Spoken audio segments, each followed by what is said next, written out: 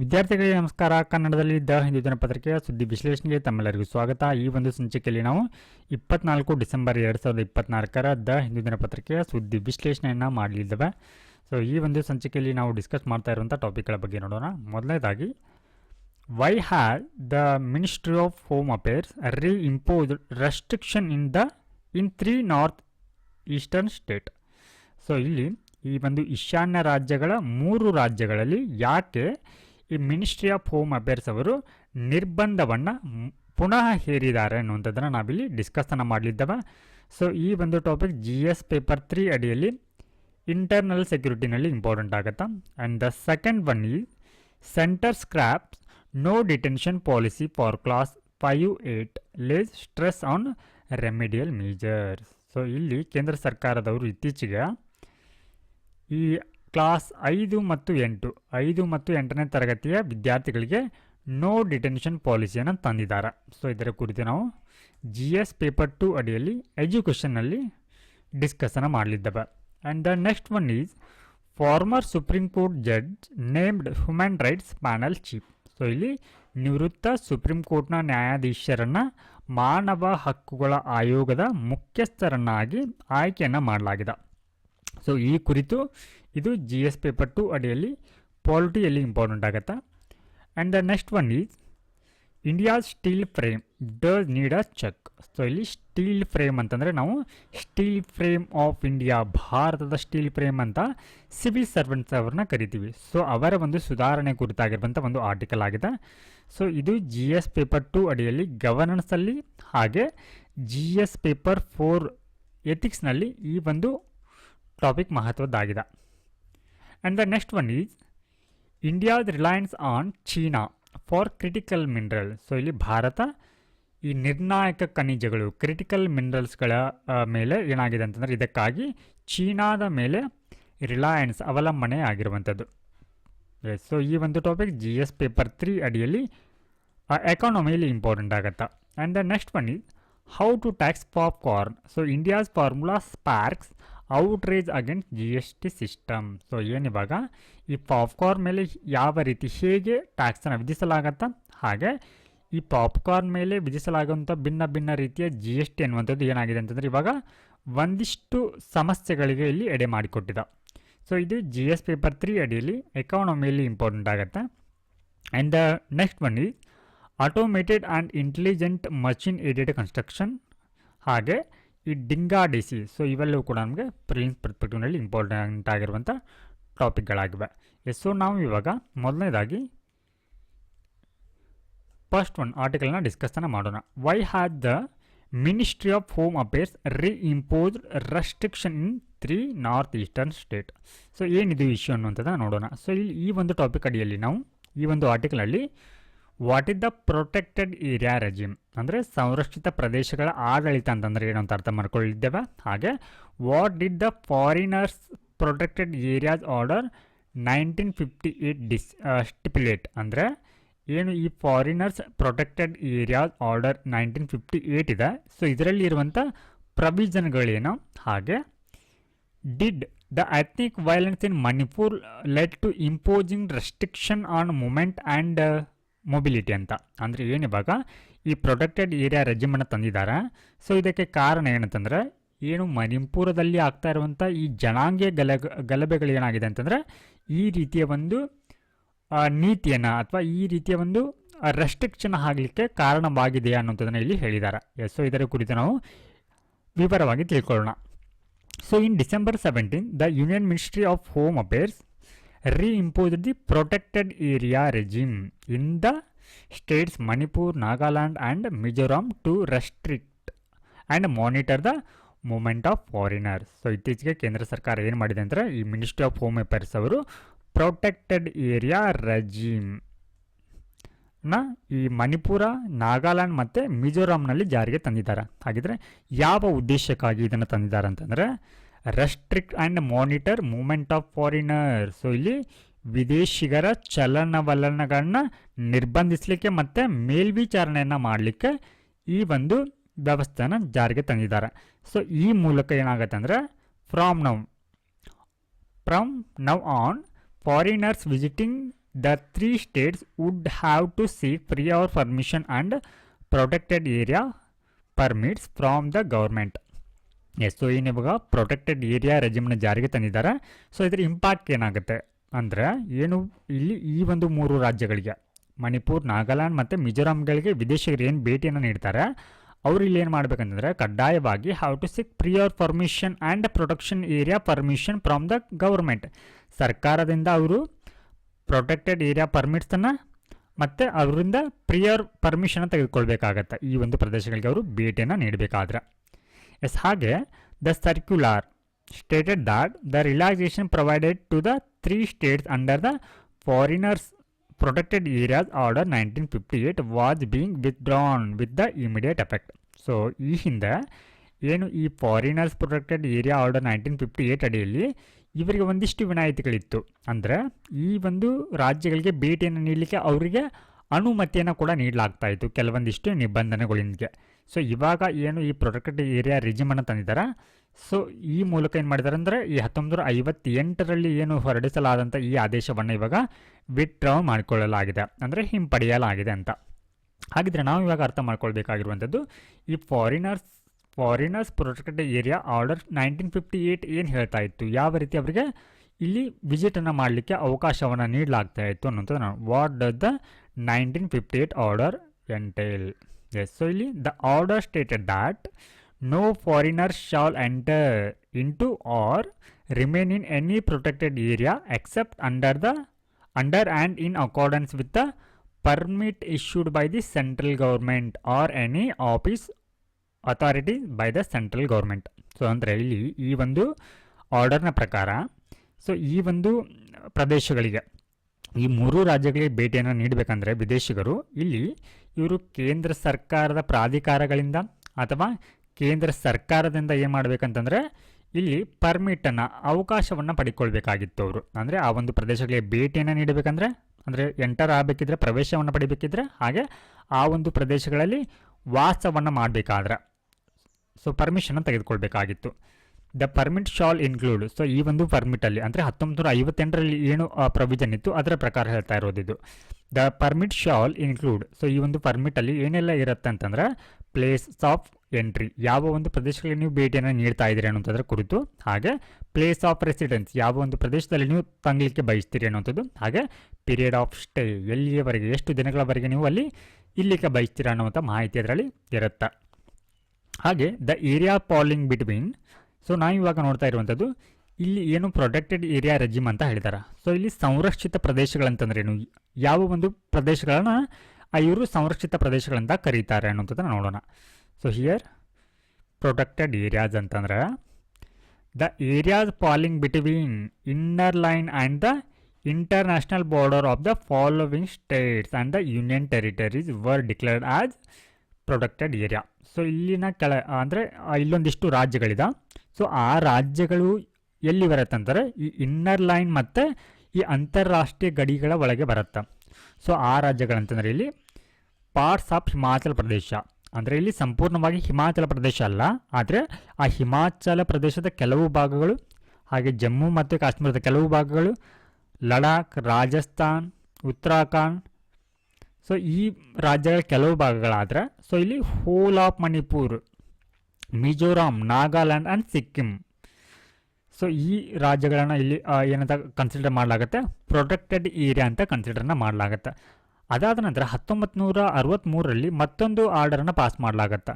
So ಈ ಮೂಲಕ entire Andaman and Nicobar island and parts of Sikkim, ಈ ಒಂದು ರಾಜ್ಯಗಳನ್ನು ಕೂಡ, ಈ ಒಂದು ರಾಜ್ಯಗಳ ಪ್ರದೇಶಗಳನ್ನು ಕೂಡ ರೆಸ್ಟ್ರಿಕ್ಟೆಡ್ ಏರಿಯಾ, ನಿರ್ಬಂಧಿತ ಪ್ರದೇಶಗಳಂತ ಘೋಷಣೆಯನ್ನು ಮಾಡಲಾಗತ್ತೆ. ಹಾಗಿದ್ರೆ ಇವಾಗ when was the order first relaxed, so ಏನು ಈ ಒಂದು ಆರ್ಡರನ್ನು ಮಾಡಲಾಗಿತ್ತು 1958ರಲ್ಲಿ, ಇದನ್ನು ಯಾವಾಗ ಮತ್ತೆ ರಿಲ್ಯಾಕ್ಸ್ ಮಾಡಲಾಗತ್ತೆ, ಇದಕ್ಕೆ ಒಂದಿಷ್ಟು ಸಡಿಲಿಕೆಯನ್ನು ಮಾಡಲಾಗತ್ತೆ. ಅಂದರೆ the PAR was relaxed for the whole of Manipur, Mizoram and Nagaland on December 30, 2010. So ಏನು 1958ರಲ್ಲಿ ಸೊ ಇಲ್ಲಿ ಕೆಲವೊಂದಿಷ್ಟು ನಿಬಂಧನೆಗಳೊಂದಿಗೆ ಎಂಟ್ರಿಗೆ ಅವಕಾಶವನ್ನು ಮಾಡಿಕೊಡಲಾಗತ್ತೆ. ಆದರೆ ಇಲ್ಲಿ 2020ರಲ್ಲಿ ಏನು ಮಾಡಲಾಗತ್ತಂದರೆ ಇಲ್ಲೊಂದಿಷ್ಟು ವಿನಾಯಿತಿಯನ್ನು ಏನು ಈ ಎಂಟ್ರಿಗೆ ಸಂಬಂಧಪಟ್ಟಂತೆ ಏನು ಪ್ರೊವಿಷನ್ ಇತ್ತು ಅವುಗಳಿಗೆ ವಿನಾಯಿತಿಯನ್ನು ನೀಡ್ತಾರೆ, ರಿಲ್ಯಾಕ್ಸೇಷನ್ ಮಾಡ್ತಾರೆ. ಯಾವ ಕಾರಣಕ್ಕಾಗಿ ಅಂತಂದ್ರೆ ಸೊ ಇಲ್ಲಿ ನೋಡ್ಬೋದು, PR was relaxed for the whole Manipur, Mizoram and Nagaland on December 30, 2010. This is the 2010 in wake of an improved security scenario. So ಇಲ್ಲಿ ಮತ್ತೊಂದಿಷ್ಟು ಅಂದರೆ ಭೇಟಿಯನ್ನು ನೀಡಲಿಕ್ಕೆ ಮತ್ತೊಂದಿಷ್ಟು ಅವಕಾಶವನ್ನು ನೀಡ್ತಾರೆ. ಯಾವ ಕಾರಣಕ್ಕಾಗಿ ಅಂತಂದರೆ ಆ ಒಂದು ಪ್ರದೇಶದಲ್ಲಿ ಭದ್ರತೆ ಅನ್ನುವಂಥದ್ದು ಏನಾಗಿರುತ್ತೆ ಅಂದರೆ ಸೆಕ್ಯೂರಿಟಿ ಫೋರ್ಸಸ್ ಅನ್ನುವಂಥದ್ದು ಜಾಸ್ತಿ ಮಾಡಿರ್ತಾರೆ. ಹಾಗೆ ಪ್ರಮೋಟ್ ಟೂರಿಸಂ, ಪ್ರವಾಸೋದ್ಯಮವನ್ನು ಉತ್ತೇಜಿಸುವಂಥ ನಿಟ್ಟಿನಲ್ಲಿ ಏನು ಮಾಡುತ್ತೆ ಸರ್ಕಾರ, ಅಲ್ಲಿ ವಿದೇಶಿಗರಿಗೆ ಹೆಚ್ಚಿನ ಒಂದು ಭೇಟಿಗೆ ಅವಕಾಶವನ್ನು ನೀಡುತ್ತೆ. ಸೊ ಅದಾದ ನಂತರದಲ್ಲಿ the relaxation was initially for period 1 year. So 1 ವರ್ಷದ ಮಾತ್ರ ಇವಾಗ ಏನು ಮಾಡಿತ್ತು ಅಂತಾರೆ ಕೆಲವೊಂದಿಷ್ಟು ಸಡಿಲಿಕೆಯನ್ನು ನೀಡಲಾಗಿತ್ತು. It was subsequently extended for A duration. ಮತ್ತೆ 2 ವರ್ಷಗಳಿಗೆ ಅದನ್ನು ವಿಸ್ತರಣೆಯನ್ನು ಮಾಡ್ತಾರೆ 2022ರವರೆಗೆ. ಸೊ ಅದಾದ ನಂತರ ಮತ್ತೆ ಇದನ್ನು ಏನು ಮಾಡ್ತಾರೆ ಅಂದರೆ ಅನದರ್ ರಿಲ್ಯಾಕ್ಸೇಷನ್ 2027ರವರೆಗೆ, 27ರ ವೇಳೆಗೆ ಕೂಡ ಏನು ಮಾಡ್ತಾರೆ ರಿಲ್ಯಾಕ್ಸೇಷನ್ ಮಾಡ್ತಾರೆ. ಆದರೆ ಏನು ಮಾಡಲಾಗುತ್ತೆ ಇಲ್ಲಿ on December 17 the relaxation was withdrawn for the States. So ಏನು ಇವಾಗ ಟೂರಿಸಂ ಮತ್ತು ಈ ಒಂದು ಭದ್ರತೆ ಇಂಪ್ರೂವ್ ಆಗಿರುವಂಥ ಕಾರಣಕ್ಕಾಗಿ ವಿದೇಶಿಗರಿಗೆ ಏನು ಅನುಮತಿಯನ್ನು ಕೊಟ್ಟಿರ್ತಾರೆ, ಇದನ್ನು ಈ ರೀತಿಯ ಒಂದು ಅನುಮತಿಯನ್ನು ಏನು ಮಾಡ್ಕೊಳ್ತಾರೆ ಇಲ್ಲಿ December 17ರಿಂದ ಅದನ್ನು ವಿತ್ಡ್ರಾ ಮಾಡ್ಕೊಳ್ತಾರೆ, ಹಿಂಪಡ್ಕೊಳ್ತಾರೆ. ಯಾಕೆ ಹಿಂಪಡ್ಕೊಳ್ತಾರೆ ಅನ್ನೋದು ನೋಡೋಣ. Why was it was withdrawn ಅಂತ. ಸೊ ಇಲ್ಲಿ ಏನಾಗುತ್ತೆ ಅಂದರೆ the back drop of growing security concern in border areas of the state. So ಈ ಒಂದು ರಾಜ್ಯಗಳೇನು ಬರುತ್ತೆ, ಈ ಮಣಿಪುರ ಆಗಿರ್ಬೋದು, ನಾಗಾಲ್ಯಾಂಡ್ ಆಗಿರ್ಬೋದು, ಮಿಜೋರಾಂ, ಈ ಒಂದು ಗಡಿಗಳ ಸುತ್ತಮುತ್ತ ಏನಾಗುತ್ತೆ ಭದ್ರತೆಗೆ ಸಂಬಂಧಪಟ್ಟಂಥ ಹಲವಾರು ಸಮಸ್ಯೆಗಳು ಎದುರಾಗುತ್ತೆ. ಸೊ ಅದರಲ್ಲಿ ಪ್ರಮುಖವಾಗಿ ಮಣಿಪುರ್ ಬಾರ್ಡರಿಂಗ್ ಮ್ಯಾನ್ಮಾರ್. ಸೊ ಇದು ಮಣಿಪುರ ಇಲ್ಲಿ ಮ್ಯಾನ್ಮಾರ್ನೊಂದಿಗೆ ಗಡಿಯನ್ನು ಶೇರ್ ಮಾಡಿಕೊಳ್ಳುತ್ತೆ. ಸೊ ಇಲ್ಲಿ ಏನಾಗ್ತಾ ಇದೆ ಅಂತಂದರೆ ಇಲ್ಲಿ ಈ ಮಣಿಪುರದ ಕುಕಿಜೋ ಜನಾಂಗ ಮತ್ತು ಈ ಮೈತೈ ಬುಡಕಟ್ಟು ಸಮುದಾಯದ ನಡುವೆ ಏನಾಗ್ತಾ ಅಂದರೆ ಜನಾಂಗೀಯ ಒಂದು ಗಲಭೆಗಳಾಗ್ತಾ ಇದೆ. ಸೊ ಈ ಜನಾಂಗೀಯ ಗಲಭೆಗಳಿಗೆ ಏನು ಔಟ್ಸೈಡರ್ ಆ್ಯಂಡ್ ಫಾರಿನರ್ಸ್ ಕೂಡ ಇದರಲ್ಲಿ ಏನು ಮಾಡ್ತಾ ಇದ್ದಾರೆ ಅಂದರೆ ಹಸ್ತಕ್ಷೇಪವನ್ನು ಮಾಡ್ತಾ ಇದ್ದಾರೆ ಅನ್ನೋಂಥ ಕಾರಣಕ್ಕಾಗಿ ಇಲ್ಲಿ ವಿದೇಶಿಗರ ಒಂದು ಎಂಟ್ರಿಗೆ ಅಥವಾ ಪ್ರವೇಶಕ್ಕೆ ಏನು ಮಾಡಿದ್ದಾರೆ ಅಂತಂದರೆ ನಿರ್ಬಂಧವನ್ನು ಹಾಕಿದ್ದಾರೆ. After military cup in Myanmar in February 2021 there was an influx of undocumented migrants. So ಏನಾಗುತ್ತೆ 2021ರಲ್ಲಿ ಮಿಲಿಟರಿ ದಂಗೆ ಆಗುತ್ತೆ ಎಲ್ಲಿ ಮ್ಯಾನ್ಮಾರ್ನಲ್ಲಿ. ಸೊ ಈ ಒಂದು ದಂಗೆಯ ಪರಿಣಾಮವಾಗಿ ಏನು ಮಾಡ್ತಾರೆ ಅಂದರೆ ಅಲ್ಲಿನ ಜನರು ಭಾರತಕ್ಕೆ ವಲಸಿಗರಾಗಿ ಬರ್ತಾರೆ. ಸೊ ಸುಮಾರು 40,000 ಜನರು ಏನು ಮಾಡ್ತಾರೆ ಅಂತಂದರೆ ಈ ಒಂದು ಪ್ರದೇಶಕ್ಕೆ ಎಂಟರ್ ಆಗ್ತಾರೆ ಅವರು. ಹಾಗೆ ಇಲ್ಲಿ ಸುಮಾರು 4,000ಕ್ಕಿಂತ ಹೆಚ್ಚಿನ ಒಂದು ನಿರಾಶ್ರಿತರು ಕೂಡ ಸೊ ಇಲ್ಲಿ ಮಣಿಪುರದಲ್ಲಿ ವಾಸವನ್ನು ಮಾಡಲಾಗ್ತಾ ಇದೆ ಅಂತ ಹೇಳಲಾಗ್ತಾ ಇದೆ. ಸೊ ಇಲ್ಲಿ ಇನ್ನೊಂದು ಪ್ರಮುಖವಾಗಿರುವ ಅಂಶ ಏನಂತಂದರೆ India shares 1643 kilometre long border with the Myanmar. So ಇಲ್ಲಿ ಮ್ಯಾನ್ಮಾರ್ ಅಂದರೆ ಭಾರತದೊಟ್ಟಿಗೆ ಮ್ಯಾನ್ಮಾರ್ ಎಷ್ಟು ಒಂದು ವಿಸ್ತೀರ್ಣದ ಗಡಿಯನ್ನು ಶೇರ್ ಮಾಡಿಕೊಳ್ಳುತ್ತೆ ಅಂದರೆ 1643 ಕಿಲೋಮೀಟರ್. ಹಾಗೆ so which passes through the states of, ಈ ಮ್ಯಾನ್ಮಾರ್ ಅನ್ನುವಂಥದ್ದು ಭಾರತದ ಯಾವ ರಾಜ್ಯಗಳೊಂದಿಗೆ ಗಡಿಯನ್ನು ಹಂಚಿಕೊಳ್ಳುತ್ತೆ ಅಂದರೆ ಅರುಣಾಚಲ್ ಪ್ರದೇಶ್, ನಾಗಾಲ್ಯಾಂಡ್, ಮಣಿಪುರ್ ಆ್ಯಂಡ್ ಮಿಜೋರಾಂ. ಹಾಗೆ the free movement regime between the two countries allowing movement of people living within 16 kilometre of the international border was suspend by the ministry of home affairs in January. So ಜನವರಿಯಲ್ಲಿ ಏನು ಮಾಡಲಾಗುತ್ತೆ ಅಂದರೆ ಎರಡು ದೇಶದ ನಡುವೆ ಏನಿರುತ್ತೆ ಅಂದರೆ ಮುಕ್ತವಾಗಿ 16 ಕಿಲೋಮೀಟರ್ ಏನು ಅಂತಾರಾಷ್ಟ್ರೀಯ ಗಡಿ ಇರುತ್ತೆ ಅದರಲ್ಲಿ ಮುಕ್ತವಾಗಿ ಸಂಚರಿಸಲಿಕ್ಕೆ ಅವಕಾಶವನ್ನು ನೀಡಲಾಗಿರುತ್ತೆ. ಆದರೆ ಇದೇ ವರ್ಷದ ಜನವರಿಯಿಂದ ಏನು ಮಾಡಲಾಗುತ್ತೆ ಆ ಒಂದು ಅವಕಾಶವನ್ನು ಇಲ್ಲಿ ಸಸ್ಪೆಂಡನ್ನು ಮಾಡಲಾಗತ್ತೆ. So next all foreigners visiting. So ಅಂದರೆ ಏನಿವಾಗ how does one obtain PAP. So ಇಲ್ಲಿ PAP ಅಂತಂದರೆ ಒಬ್ಬ ವ್ಯಕ್ತಿ ಇವಾಗ ಈ ಪ್ರೊಡಕ್ಷನ್ ಏರಿಯಾ ರೆಜಿಮನ್ನು ಹೇಗೆ ಪಡೆದುಕೊಳ್ಬೋದು ಅಂತಂದರೆ the permits can be secured from Indian mission. So ಇಲ್ಲಿ Indian mission, ministry of home affairs, district magistrate, ಹಾಗೆ resident commissioners of state, home commissioner or foreign regional. So ಇವರಿಂದ ಏನು ಮಾಡ್ಬೋದು ಅಂತಂದರೆ ಈ PAPಯನ್ನು ಪಡೆದುಕೊಳ್ಬೋದು ಅವರು. ಸೊ ಇಲ್ಲಿ ಆರಂಭದಲ್ಲಿ like earlier citizen of Afghanistan, China, Pakistan and foreign nationals having their origin in 3 countries would continue to require prior approval from the Ministry of Home Affairs. So ಇವರು ministry of home affairs ಅವರಿಂದ China, Afghanistan, Pakistan. So ಇವರು ministry of home affairs ಅವರಿಂದ ಒಂದು ಅಪ್ರೂವಲನ್ನು ಪಡೆದುಕೊಳ್ಬೇಕಾಗಿತ್ತು. ಹಾಗೆ all foreigners visiting these states will mandatorily register themselves with the foreigners registration office of the state or the district they visit within 24 hours of their arrival.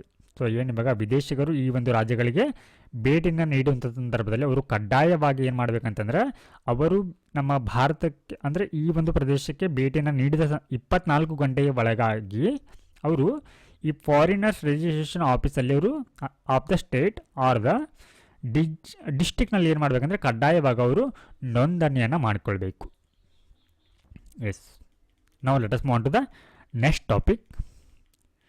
Centre scraps no detention policy for class 5-8 lay stress on remedial majors ಅಂತ ಇದೆ. S, so ಇಲ್ಲಿ ಕೇಂದ್ರ ಸರ್ಕಾರ ಏನು ಮಾಡಿದೆ ಅಂತಂದರೆ ಒಂದು ಶಿಕ್ಷಣ ನೀತಿಯಲ್ಲಿ ಒಂದು ಮಹತ್ವದ ಒಂದು ಬದಲಾವಣೆಯನ್ನು ಮಾಡಿದ.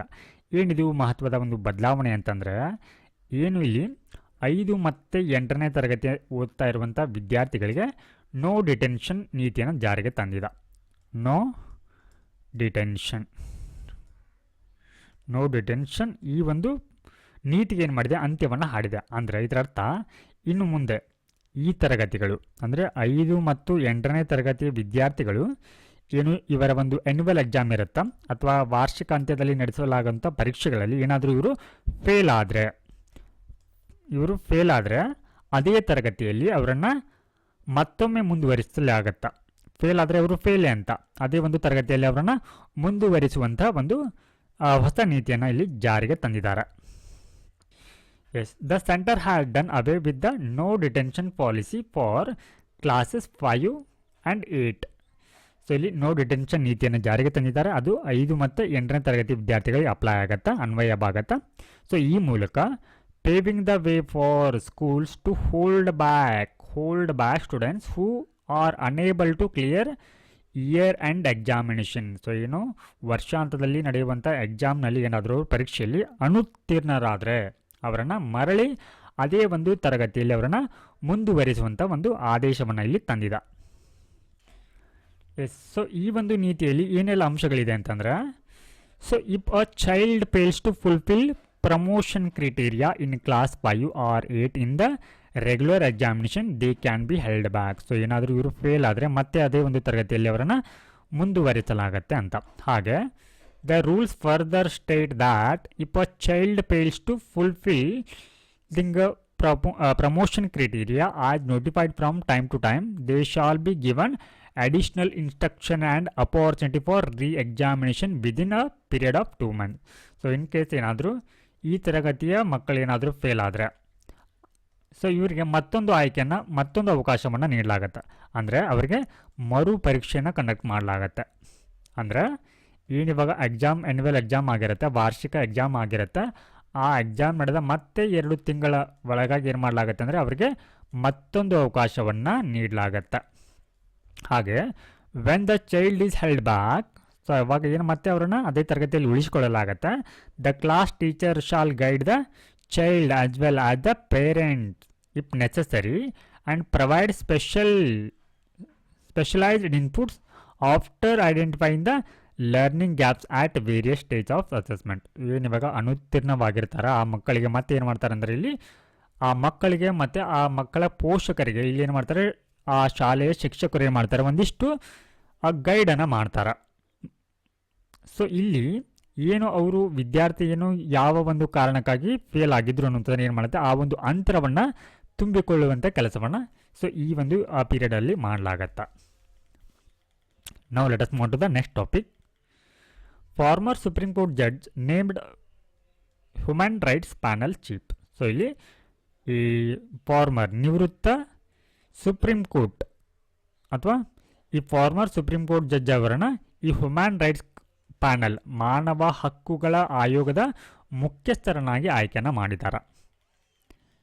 S, so why in news. So ಏನಕ್ಕೆ ಇದು ನ್ಯೂಸಲ್ಲಿದೆ ಅಂತಂದರೆ, the president of India appointed justice V Rama Subramaniam retired as the chairperson of the national human rights commission. So ಈ ಒಂದು ಸ್ಟೇಟ್ಮೆಂಟಲ್ಲಿ ನಾವು ಒಂದು ಇಂಪಾರ್ಟೆಂಟ್ ಅಂಶವನ್ನು ಗಮನಿಸಬೇಕು. ಸೊ ಇಲ್ಲಿ ಏನು ಈ chair person of the national human rights commission ಅವರನ್ನು ಯಾರು ಆಯ್ಕೆ ಮಾಡ್ತಾರೆ ಅನ್ನುವಂಥದ್ದು. ಎಸ್, ಸೊ ಇಲ್ಲಿ ಪ್ರೆಸಿಡೆಂಟ್ ಅವರು, ರಾಷ್ಟ್ರಪತಿಯವರು ಇವರನ್ನು ಆಯ್ಕೆನ ಮಾಡಿದ್ದಾರೆ ಅನ್ನುವಂಥದ್ದು.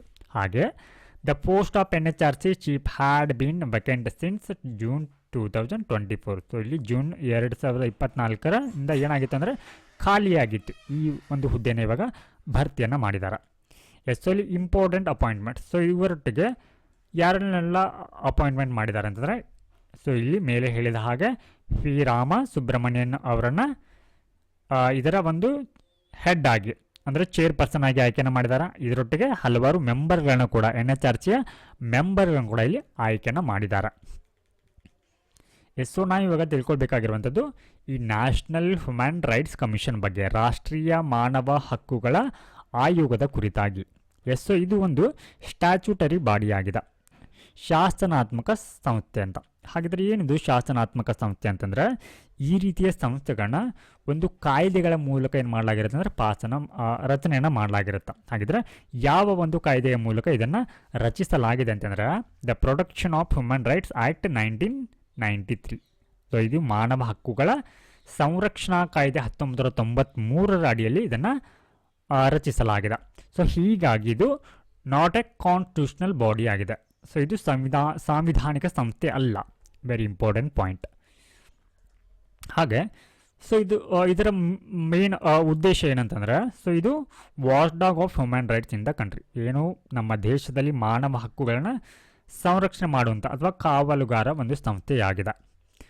ಸೊ ಇದು ಏನು ನಮ್ಮ ಸಂವಿಧಾನದಲ್ಲಿ ಖಾತರಿಪಡಿಸಿರುವಂಥ ಹಾಗೆ ಅಂತಾರಾಷ್ಟ್ರೀಯ ಒಪ್ಪಂದಗಳಲ್ಲಿ ಖಾತರಿಪಡಿಸಿರುವಂಥ ಮಾನವ ಹಕ್ಕುಗಳಾದ ಅಂದರೆ life, liberty, equality, dignity of individual ಅಂದರೆ ಮಾನವನ ಘನತೆಯನ್ನು ಏನು ಮಾಡುತ್ತೆ, ಸಂರಕ್ಷಣೆಯನ್ನು ಮಾಡುತ್ತೆ, ಸೇಫ್ ಗಾರ್ಡ್ ಮಾಡುತ್ತೆ. ಎಸ್, ಸೊ ಈ ಒಂದು ನ್ಯಾಷನಲ್ ಹ್ಯೂಮನ್ ರೈಟ್ಸ್ ಕಮಿಷನ್ ಇದರ ಹೆಡ್ ಕ್ವಾರ್ಟರ್ ಎಲ್ಲಿದೆ ಅಂತಂದರೆ ಕೇಂದ್ರ ಕಚೇರಿ ಇರುವಂಥದ್ದು ನವದೆಹಲಿಯಲ್ಲಿದೆ. ಸೊ ಇದನ್ನು ಬೇರೆ ಸ್ಥಳಗಳಿಗೂ ಕೂಡ ಏನು ಮಾಡ್ಬೋದು ಅಂದರೆ ವರ್ಗಾವಣೆಯನ್ನು ಮಾಡ್ಬೋದು, ಅಂದರೆ ಬೇರೆ ಪ್ರದೇಶಗಳಿಗೂ ಕೂಡ ಈ ಒಂದು ಆಫೀಸನ್ನು ಎಸ್ಟಾಬ್ಲಿಷ್ ಕೂಡ ಮಾಡ್ಬೋದು. Can also establish offices in other places in India. ಎಷ್ಟು ಹಾಗಿದ್ರೆ ಮಾನವ ಹಕ್ಕುಗಳಂತಂದರೆ ಏನು ಅನ್ನುವಂಥದ್ದನ್ನು ನೋಡೋಣ. ಸೊ ಇಲ್ಲಿ ವಿಶ್ವಸಂಸ್ಥೆಯ ಪ್ರಕಾರ as per the UN definition ಏನು ಹೇಳುತ್ತಂದರೆ, human rights are those rights that are inherent to all human beings regardless of race, sex, nationality, ethnicity, language, religion or any other status. So ಒಬ್ಬ ವ್ಯಕ್ತಿ ಯಾವುದೇ ಒಂದು ಜನಾಂಗ, ಭಾಷೆ, ಲಿಂಗ, ಸೊ ಇದನ್ನು ರಿಗಾರ್ಡ್ಲೆಸ್ ಆಗಿ ಮಾನವನು ಹೊಂದಿರುವಂಥ ಇನ್ಹೆರೆಂಟ್ ಹಕ್ಕುಗಳಿಗೆ ಏನಂತ ಕರಿತೀವಿ, ಇಲ್ಲಿ ನಾವು ಮಾನವ ಹಕ್ಕುಗಳಂತ ಕರಿತೀವಿ. ಎಸ್, ಸೊ ಇದು these human rights are entitle to every one without any discrimination. So ಈ ಮಾನವ ಹಕ್ಕುಗಳು ಅನ್ನುವಂಥದ್ದು ಎಲ್ಲರಿಗೂ ಕೂಡ ಏನಾಗಿರುತ್ತೆ ಅಂದರೆ ಅಪ್ಲೈ ಇರುತ್ತೆ. ಹಾಗೆ ಹ್ಯೂಮನ್ ರೈಟ್ಸ್ ಡೇ, ಸೊ ಇಲ್ಲಿ ಪ್ರತಿ ವರ್ಷ ಡಿಸೆಂಬರ್ 10ರಂದು ನಾವು ಮಾನವ ಹಕ್ಕುಗಳ ದಿನವನ್ನು ಆಚರಣೆಯನ್ನು ಮಾಡ್ತೀವಿ. ಎಸ್, ಹಾಗಿದ್ರೆ ಭಾರತದಲ್ಲಿ ಈ NHRCಯವರು ಯಾವೆಲ್ಲ ರೀತಿಯ ಒಂದು ಸಮಸ್ಯೆಗಳನ್ನ ಪರಿಹರಿಸಿದ್ದಾರೆ ಅಂತಂದ್ರೆ, ಸೊ ಇಲ್ಲಿ ಆರ್ಬಿಟ್ರೇಟರಿ ಅರೆಸ್ಟ್ ಆ್ಯಂಡ್ ಡಿಟೆನ್ಷನ್. ಸೊ ಏನು ವ್ಯಕ್ತಿಗಳನ್ನ ನಿರಂಕುಶಾಧಿಕಾರವಾಗಿ ಮತ್ತು ಮುನ್ನೆಚ್ಚರಿಕೆಯನ್ನು ಬಂಧನ ಮಾಡುವಂಥ ಸಂದರ್ಭದಲ್ಲಿ ಏನು ಹಕ್ಕುಗಳ ಉಲ್ಲಂಘನೆ ಆಗುತ್ತೆ. ಹಾಗೆ ಕಸ್ಟೋಡಿಯಲ್ ಟಾರ್ಚರ್, ಡೆಸ್. ಸೊ ಇಲ್ಲಿ ಜೈಲುಗಳಲ್ಲಿ ಏನಾಗುತ್ತೆ ಅಂದರೆ ಅವರನ್ನು ಹಿಂಸೆ ಮತ್ತು ಅಲ್ಲಿ ಕೊಲೆಗಳಾಗತ್ತೆ.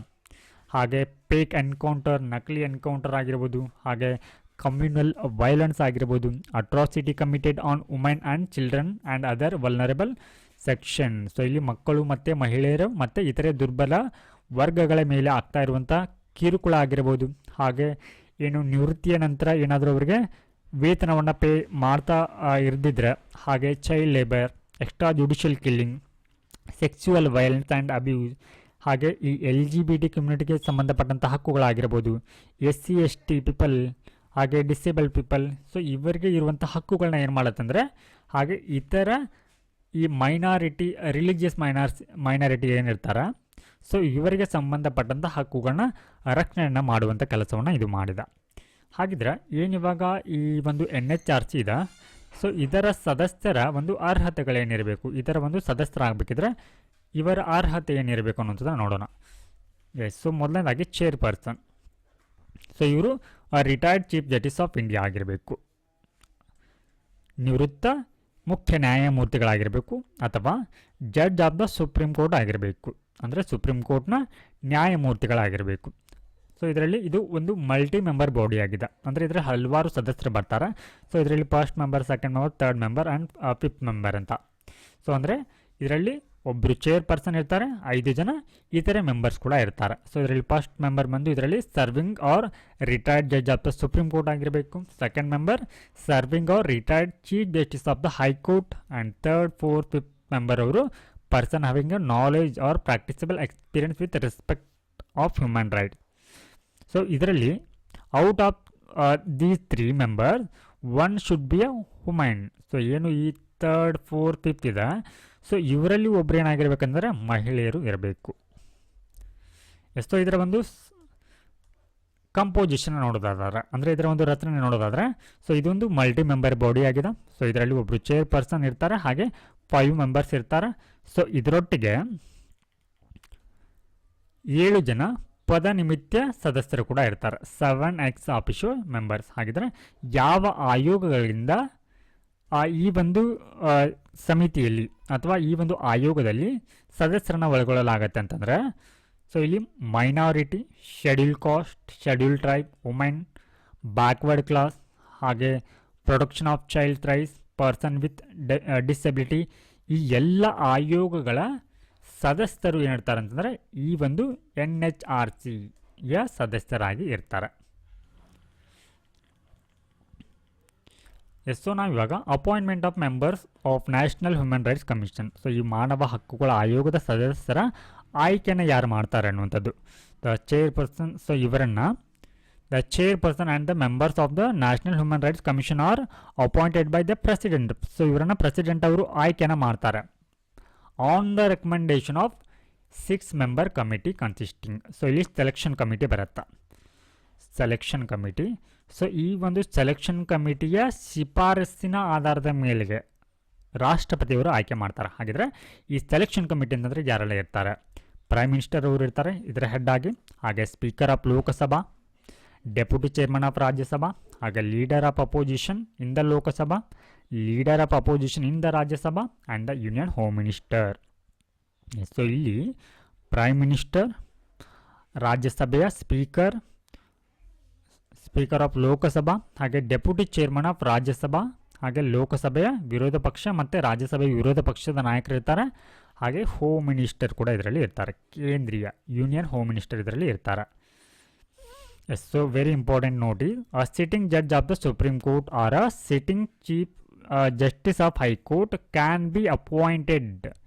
ಸೊ ಏನಿವಾಗ ಈ ನಿವೃತ್ತ ಮತ್ತು ಈ ರಿಟೈರ್ಡ್ ಜಡ್ಜಸ್ಗಳನ್ನ ಆಯ್ಕೆನ ಮಾಡ್ತಾರೆ, ಅಥವಾ ಇಲ್ಲಿ sitting judge of the supreme court are sitting chief justice of high court ಇವರನ್ನು ಯಾವಾಗ ಆಯ್ಕೆ ಮಾಡ್ಬೋದು ಅಂತಂದರೆ only after consultation with the chief justice of India. So ಭಾರತೀಯ ಮುಖ್ಯ ಏನು ಇರ್ತಾರೆ, ಸೊ ಇವರ ಒಂದು ಸಲಹೆಯ ಮೇರೆಗೆ ಮಾತ್ರ ಏನು ಮಾಡ್ಬೋದು ಅಂತಂದರೆ ಇವರನ್ನು ಆಯ್ಕೆಯನ್ನು ಮಾಡ್ಬೋದು. ಸೊ ಇವರ ಒಂದು ಅಧಿಕಾರಾವಧಿ ಮತ್ತು ಸೇವಾ ಅವಧಿ ಯಾವ ರೀತಿ ಇರುತ್ತೆ ಅನ್ನೋದು ನೋಡೋಣ. ಸೊ ಇಲ್ಲಿ ಇವರ ಒಂದು ಟರ್ಮ್ ಅದು 3 ಇಯರ್ಸ್ ಇರುತ್ತೆ, ಹಾಗೆ ಇವರ ಒಂದು at the reach of age of 70 ಇಯರ್ಸ್ವರೆಗೆ ಇರುತ್ತೆ. ಅಂದರೆ ಇಲ್ಲಿ ಸುಪ್ರೀಂ ಕೋರ್ಟ್ ಮತ್ತು ಹೈಕೋರ್ಟ್ ಜಡ್ಜಸ್ಗಳ ರಿಟೈರ್ಡ್ ಏಜನ್ನು ನೋಡೋದಾದರೆ, ಸೊ ಇಲ್ಲಿ ಹೈಕೋರ್ಟ್ ಜಡ್ಜಸ್ಗಳ ರಿಟೈರ್ಡ್ ಏಜ್ ಅನ್ನುವಂಥದ್ದು 62 ಇರುತ್ತೆ, ಸುಪ್ರೀಂ ಕೋರ್ಟ್ ಜಡ್ಜಸ್ಗಳದ್ದು 65 ಇರುತ್ತೆ. ಎಸ್, ಸೊ ಇಲ್ಲಿ ಏನಮ್ಮ ಅಂತಂದ್ರೆ, ಸೊ ಇವ್ರಿಗೆ ಇಲ್ಲಿಯವರೆಗೆ ಅವಕಾಶ ಇರುತ್ತೆ, ಅಪ್ ಟು 70 ಇಯರ್ಸ್ವರೆಗೆ ಕೂಡ ಇವರಿಗೆ ಈ ಒಂದು ಹುದ್ದೆಗೆ ಆಯ್ಕೆ ಆಗಲಿಕ್ಕೆ ಅವಕಾಶ ಇರುತ್ತೆ. ಸೊ ನಂತರದಲ್ಲಿ ಇವರ ವೇತನ ಆಗಿರ್ಬೋದು, ಅಲಾವನ್ಸ್ ಭತ್ಯೆಗಳಾಗಿರ್ಬೋದು, ಹಾಗೆ ಸೇವಾ ನಿಯಮಗಳನ್ನ ಏನು ಮಾಡಲಾಗುತ್ತೆ, ಇಲ್ಲಿ ಕೇಂದ್ರ ಸರ್ಕಾರದವರು ನಿರ್ಧಾರವನ್ನು ಮಾಡ್ತಾರೆ ಅಥವಾ ರಚಿಸ್ತಾರೆ, ಸೆಟ್. ಸೊ ಭಾರತದಲ್ಲಿ ಮಾನವ ಒಂದು ಹಕ್ಕುಗಳಂತಂದರೆ ಯಾವೆಲ್ಲ ಬರುತ್ತೆ? ಸೊ ಇಲ್ಲಿ ಮಾನವ ಹಕ್ಕುಗಳನ್ನ ನಾವು ಈ ಮೂಲಭೂತ ಹಕ್ಕುಗಳು ಮತ್ತು ರಾಜ್ಯ ನಿರ್ದೇಶಕ ತತ್ವಗಳಲ್ಲಿ ಕಾಣ್ಬೋದು. ಸೊ ಇಲ್ಲಿ ಹಕ್ಕುಗಳಂತ ಬಂದಾಗ ಇಲ್ಲಿ ಆರ್ಟಿಕಲ್ 12 to 35ವರೆಗೆ ಏನು ಮಾಡುತ್ತೆ, ಫಂಡಮೆಂಟಲ್ ರೈಟ್ಸ್ಗಳು ಬರುತ್ತೆ. ಎಸ್, ಸೊ ಇದರಲ್ಲಿ ಏನಾಗಿದೆ ಅಂದರೆ ಹಲವಾರು ಹಕ್ಕುಗಳು ಬರುತ್ತೆ. ರೈಟ್ ಟು ಇಕ್ವಾಲಿಟಿ ಆಗಿರ್ಬೋದು, ರೈಟ್ ಟು ಫ್ರೀಡಮ್, ಹಾಗೆ right against exploitation, right to freedom of religion, cultural and educational rights, right to constitutional remedies ಕೂಡ ಏನಾಗಿದೆ ಅಂತಂದರೆ ಮೂಲ ಒಂದು ಮಾನವ ಹಕ್ಕುಗಳಾಗಿ ಕಂಡುಬರುತ್ತೆ. ಅದೇ ರೀತಿ ರಾಜ್ಯ ನಿರ್ದೇಶಕ ತತ್ವಗಳ ಅಡಿಯಲ್ಲಿ ಅಂದರೆ 36ರಿಂದ ವಿಧಿ 36ರಿಂದ 51ರವರೆಗೂ ಕೂಡ ಮಾನವ ಹಕ್ಕುಗಳು ಒಂದು ಹಕ್ಕುಗಳ ಕುರಿತಾಗಿರುವಂಥ ಪ್ರೊವಿಷನ್ಗಳು ಕಂಡುಬರುತ್ತೆ. ಸೊ ಇದರಲ್ಲಿ right to social security, right to work, so ಈ ರೀತಿ ಸುಮಾರು ಹಕ್ಕುಗಳು ಇದರಲ್ಲಿ ಬರುತ್ತೆ. ನಾವು let us move on to the next topic. India steel frame does need a check. So ಇಲ್ಲಿ ಸ್ಟೀಲ್ ಫ್ರೇಮ್ ಅಂತ ಹೇಳಿರುವಂಥದ್ದು steel frame of India. Steel frame of India. So ಇಲ್ಲಿ ನಾಗರಿಕ ಸೇವಕರನ್ನು ಅಥವಾ ಸಿವಿಲ್ ಸರ್ವೆಂಟ್ ಅವರನ್ನು ಸ್ಟೀಲ್ ಫ್ರೇಮ್ ಆಫ್ ಇಂಡಿಯಾ ಅಂತ ಹೇಳಿ ಯಾರು ಕರೀತಾರೆ? ಸರ್ದಾರ್ ವಲ್ಲಭಾಯಿ ಪಟೇಲ್ ಅವರು ಕರೀತಾರೆ. ಸೊ ಈ ನಿಟ್ಟಿನಲ್ಲಿ ನಾವು ಈ ಒಂದು ಆರ್ಟಿಕಲಲ್ಲಿ ಡಿಸ್ಕಸನ್ನು ಮಾಡ್ತಾ ಇರುವಂಥದ್ದು ಅಡ್ಮಿನಿಸ್ಟ್ರೇಟಿವ್ ರಿಫಾರ್ಮ್ಸ್ ಅಂದರೆ ಆಡಳಿತಾತ್ಮಕ ಒಂದು ಸುಧಾರಣೆ ಕುರಿತು ನಾವಿಲ್ಲಿ ಡಿಸ್ಕಸನ್ನು ಮಾಡಲಿದ್ದೇವೆ. ಸೊ ಅದರಲ್ಲಿ ವಿಶೇಷವಾಗಿ ಏನಂತಂದರೆ ಈ IAS ಆಫೀಸರ್ಗಳ ಒಂದು ಸುಧಾರಣೆ ಕುರಿತು. ಸೊ ಇದು ಏನಕ್ಕೆ ಸುದ್ದಿಯಲ್ಲಿ ಅಂತಂದರೆ, so India faces persistent governance challenges due to inefficiency in bureaucratic system. ಏನು ಈ ಒಂದು ಅಧಿಕಾರ ಒಂದು ವ್ಯವಸ್ಥೆಯಲ್ಲಿ ಏನಾಗ್ತಾ ಇದೆ ಅಂತಂದರೆ ಈ ನಾಗರಿಕ ಸೇವಕರ ಒಂದು ಇನ್ಎಫಿಷಿಯನ್ಸಿ ಅನ್ನುವಂಥದ್ದು ಕಂಡು ಬರ್ತಾ ಇದೆ. ಎಸ್, ಸೊ ಈ ಹಿನ್ನೆಲೆಯಲ್ಲಿ the Modi government's initiative like lateral entry and reforms in bureaucratic accountability have ignited debates on modernising governance structure. So ಏನು ಇತ್ತೀಚೆಗೆ ಕೇಂದ್ರ ಸರ್ಕಾರದವರು ಮಾಡಿದ್ದಾರೆ ಅಂದರೆ ಇಲ್ಲಿ ಲ್ಯಾಟ್ರಲ್ ಎಂಟ್ರಿಯನ್ನು ಕೂಡ ಸೊ ಈ ಒಂದು ವ್ಯವಸ್ಥೆಗೆ ಸೇರ್ಪಡೆಯನ್ನು ಮಾಡಿದರು. ಎಸ್, ಸೊ ಇಲ್ಲಿ legacy and challenges of IAS. So ಇಲ್ಲಿ IAS ಅಧಿಕಾರಿಗಳ ಒಂದು ಸವಾಲುಗಳು ಏನಂತಂದ್ರೆ ಹಿಸ್ಟೋರಿಕಲ್ ರೋಲ್ನ ನೋಡೋದಾದರೆ, ಸೊ ಇದನ್ನು ಬ್ರಿಟಿಷರ ಕಾಲದಲ್ಲಿ ಈ ಒಂದು ಏನು ನಾಗರಿಕ ಸೇವೆಗಳನ್ನ ಪ್ರಾರಂಭವನ್ನು ಮಾಡಲಾಗತ್ತಾ. ಸೊ ಇದು ಬ್ಯಾಕ್ ಬೋನ್ ಆಫ್ ಇಂಡಿಯಾದ ಅಡ್ಮಿನಿಸ್ಟ್ರೇಷನ್. ಸೊ ಏನು ಭಾರತೀಯ ಒಂದು ಆಡಳಿತ ವ್ಯವಸ್ಥೆಯ ಬೆನ್ನೆಲುಬಾಗಿ ಕಂಡುಬರುತ್ತೆ. ಸೊ ಇಲ್ಲಿ ಈ ಒಂದು ನಾಗರಿಕ ಸೇವಕರು ವಿಶೇಷವಾಗಿ IAS ಅಧಿಕಾರಿಗಳು ಯಾವೆಲ್ಲ ರೀತಿ ಒಂದು ಸವಾಲುಗಳನ್ನ ಫೇಸ್ ಮಾಡ್ತಾ ಇದ್ದಾರೆ ಅಂತಂದರೆ, ಸೊ ಇಲ್ಲಿ ಮೊದಲನೇದಾಗಿ ಪಾಲಿಟೈಸೇಷನ್ ಆಫ್ IAS. ಸೊ ಇಲ್ಲಿ IAS ಅನ್ನುವಂಥದ್ದು ಏನಾಗ್ತಾ ಇದೆ, ರಾಜಕೀಯಕರಣವಾಗ್ತಾ ಇದೆ. ಸೊ ಏನಂತಾರೆ, ರಾಜಕೀಯ ವ್ಯಕ್ತಿಗಳು ಯಾರು ತಮಗೆ ಫೇವರ್ ಆಗಿರ್ತಾರೆ ಅಥವಾ ಯಾರು ತಮಗೆ ವಿರುದ್ಧವಾಗಿರ್ತಾರೆ, ಸೊ ಇಲ್ಲಿ ಏನಾಗುತ್ತೆ ಅಂದರೆ ಅದರ ಮೇಲೆ ಪ್ರಭಾವವನ್ನು ಬೀರುತ್ತೆ. ಯಾವುದರ ಮೇಲೆ? ಇಲ್ಲಿ ಅವರ ವರ್ಗಾವಣೆ ಆಗಿರ್ಬೋದು ಅಥವಾ ಅವರ ಪ್ರಮೋಷನ್ ಆಗಿರ್ಬೋದು ಅಥವಾ ಅವರನ್ನು ಸಸ್ಪೆನ್ಷನ್ ಮಾಡುವುದೆಲ್ಲವೂ ಕೂಡ ಏನಾಗುತ್ತೆ ಅಂದರೆ ಇಲ್ಲಿ ರಾಜಕೀಯಕರಣಗೊಳ್ತಾ ಇದೆ. ಹಾಗೆ lack of specialisation, frequent rotation hinders officers ability to develop domain expertise affecting policy effectiveness. So ಇಲ್ಲಿ ಏನಾಗುತ್ತೆ ಅಂದರೆ ಯಾವುದೇ ಒಂದು ಹುದ್ದೆಗೆ ನೇಮಿಸಿದಂಥ ವ್ಯಕ್ತಿಯನ್ನು ಇಲ್ಲಿ ಪದೇ ಪದೇ ವರ್ಗಾವಣೆಯನ್ನು ಮಾಡುವುದರಿಂದ ಏನಾಗುತ್ತೆ, ಆ ವ್ಯಕ್ತಿ ಅದೇ ಒಂದು ಸ್ಥಾನದಲ್ಲಿ ಏನು ಮಾಡ್ಬೋದು ಅಂತಂದರೆ ದೀರ್ಘಕಾಲವಿದ್ದರೆ ಅದರಲ್ಲಿ ಪರಿಣಿತಿಯನ್ನು ಹೊಂದ್ಬೋದು. ಆದರೆ ಇಲ್ಲಿ ಪದೇ ಪದೇ ವರ್ಗಾವಣೆ ಆಗೋದ್ರಿಂದ ಏನಾಗುತ್ತೆ, ಆತ ಇಲ್ಲಿ IAS ಅಧಿಕಾರಿಗಳು ಏನಂತಂದರೆ ಪರಿಣಿತಿಯನ್ನು ಹೊಂದಲಿಕ್ಕೆ ಏನಾಗುತ್ತೆ, ಕಷ್ಟ ಆಗುತ್ತೆ. ಹಾಗೆ ಇಲ್ಲಿ ಆಡಳಿತ ವ್ಯವಸ್ಥೆಯಲ್ಲಿ ಏನಾಗ್ತಾ ಇದೆ ಅಂತಂದರೆ ಭ್ರಷ್ಟಾಚಾರ ಅನ್ನುವಂಥದ್ದು ಹೆಚ್ಚಾಗ್ತಾ ಇದೆ, ಅದಕ್ಷತೆ ಅನ್ನುವಂಥದ್ದು ಕೂಡ ಇಲ್ಲಿ ಹೆಚ್ಚಾಗ್ತಾ ಇದೆ. ಸೊ ಇಲ್ಲಿ ಇಂಡಿಯಾ ರ್ಯಾಂಕ್ಸ್ ಮಾಡ್ರೇಟ್ಲಿ. ಸೊ ಇಲ್ಲಿ world banks governance effectiveness index ಅಂತ ಬರುತ್ತೆ. ಸೊ ಈ ಒಂದು ಇಂಡೆಕ್ಸ್ ಪ್ರಕಾರ ಭಾರತವನ್ನು ಮಾಡ್ರೇಟ್ ಲೆವೆಲ್ನಲ್ಲಿ ಇದನ್ನು ರ್ಯಾಂಕಿಂಗನ್ನು ಮಾಡಿದ್ದಾರೆ. ಸೊ ಇಲ್ಲಿ ರಿಫ್ಲೆಕ್ಟಿಂಗ್, ಸೊ ಇದೇನಂತಂದರೆ ಮಾಡ್ರೇಟ್ ಲೆವೆಲ್ನಲ್ಲಿ ಇದೆ ಅಂತಂದರೆ ಪುವರ್ ಪಾಲಿಸಿ ಇಂಪ್ಲಿಮೆಂಟೇಷನ್. ಸೊ ಇಲ್ಲಿ ಅಧಿಕಾರಿಗಳು ಏನು ಮಾಡ್ತಾರೆ, ನೀತಿಗಳನ್ನ ಕಳಪೆಯಾಗಿ ಅವುಗಳನ್ನ ಜಾರಿಗೆ ತರ್ತಾ ಇದ್ದಾರೆ ಅಂತ. ಸೊ ಇವಾಗ ಈ ಸ್ಟೀಲ್ ಫ್ರೇಮ್ ಆಫ್ ಇಂಡಿಯಾ ಏನು ಸಿವಿಲ್ ಸರ್ವೆಂಟ್ಗೆ ನಾವು ಸ್ಟೀಲ್ ಫ್ರೇಮ್ ಆಫ್ ಇಂಡಿಯಾ ಅಂತ ಕರಿತೀವಿ, ಇವರು ಹೊಂದಿರಬಹುದಂಥ ಮೂಲಭೂತ ಅಂಶಗಳು ಯಾವ ಇರಬೇಕಂದ್ರೆ ಸೆಲ್ಫ್ಲೆಸ್ನೆಸ್, ಅಂದರೆ ಅವರು ನಿಸ್ವಾರ್ಥಿಗಳಾಗಿರಬೇಕು, ಇಂಟಿಗ್ರಿಟಿ ಆಗಿರಬೇಕು, ಸನ್ನಡತೆಯನ್ನು ಹೊಂದಿರಬೇಕು, ವಸ್ತುನಿಷ್ಠತೆಯನ್ನು, ಹೊಣೆಗಾರಿಕೆಯನ್ನು, ಮುಕ್ತತೆಯನ್ನು ಮತ್ತು ಪ್ರಾಮಾಣಿಕತೆ ಮತ್ತು ನಾಯಕತ್ವದ ಗುಣಗಳನ್ನು ಹೊಂದಿರಬೇಕಾಗತ್ತೆ ಅವರು. ಸೊ ಇಲ್ಲಿ reform efforts and initiative. So ಈ ಒಂದು ಆಡಳಿತ ವ್ಯವಸ್ಥೆಯಲ್ಲಿ ಸುಧಾರಣೆ ತರಲಿಕ್ಕೆ ಯಾವೆಲ್ಲ ಕ್ರಮಗಳನ್ನ ಮತ್ತು ಇನಿಷಿಯೇಟಿವನ್ನು ತಂದಿದ್ದಾರೆ ಅನ್ನುವಂಥದ್ದನ್ನು ನೋಡೋಣ. ಸೊ ಇಲ್ಲಿ ಪ್ರೀವಿಯಸ್ ರಿಫಾರ್ಮ್ ರೆಕಮೆಂಡೇಷನ್. ಸೊ ಇಲ್ಲಿ ಮೊದಲ ಮತ್ತು ಎರಡನೇ ಒಂದು ಆಡಳಿತ ಸುಧಾರಣಾ ಆಯೋಗ. ಸೊ ಇವುಗಳು ಏನು ಹೇಳಿತ್ತಂದರೆ advocated specialisation, accountability, performance based promotion. ಅಂದರೆ ಸೊ ಇಲ್ಲಿ ಯಾವುದೇ ಒಬ್ಬ ವ್ಯಕ್ತಿಗೆ ಇಲ್ಲಿ ನಾವು ಪ್ರಮೋಷನ್ನ ಯಾವ ಆಧಾರದ ಮೇಲೆ ನೀಡಬೇಕಂದ್ರೆ ಆತನ ಕಾರ್ಯಕ್ಷಮತೆಯ ಆಧಾರದ ಮೇಲೆ ನೀಡಬೇಕಂತ ಹೇಳುತ್ತಾ. ಅದಾದ ನಂತರ ಲ್ಯಾಟ್ರಲ್ ಎಂಟ್ರಿ ಇನಿಷಿಯೇಟಿವ್. ಸೊ ಇತ್ತೀಚೆಗೆ ಏನು ಮಾಡಿದೆ ಅಂತಂದರೆ ಕೇಂದ್ರ ಸರ್ಕಾರ ಅಂದರೆ ಮೋದಿ ಗೌರ್ಮೆಂಟ್ ಏನು ಮಾಡಿದೆ ಅಂತಂದರೆ ಹಲವಾರು ಒಂದು ಹುದ್ದೆಗಳಿಗೆ ಏನು ಮಾಡಿದೆ ಅಂತಂದರೆ ಲ್ಯಾಟ್ರಲ್ ಎಂಟ್ರಿ ಅಂದರೆ ಇವರನ್ನು ಪರೀಕ್ಷೆಯ ಮೂಲಕ ಏನು ಮಾಡೋದಿಲ್ಲ ತೆಗೆದುಕೊಳ್ಳ ಬದಲಿಗೆ ಅವರು ಆಯಾ ಕ್ಷೇತ್ರಗಳಲ್ಲಿ ಯಾವ ರೀತಿ ಪರಿಣಿತಿಯನ್ನು ಹೊಂದಿರುವುದರ ಆಧಾರದ ಮೇಲೆ ಏನು ಮಾಡಲಾಗತ್ತೆ ಇವರನ್ನು ಲ್ಯಾಟ್ರಲ್ ಎಂಟ್ರಿಯ ಮೂಲಕ ಇವರನ್ನು ನೇಮಕವನ್ನು ಮಾಡಿಕೊಳ್ಳಲಾಗತ್ತೆ.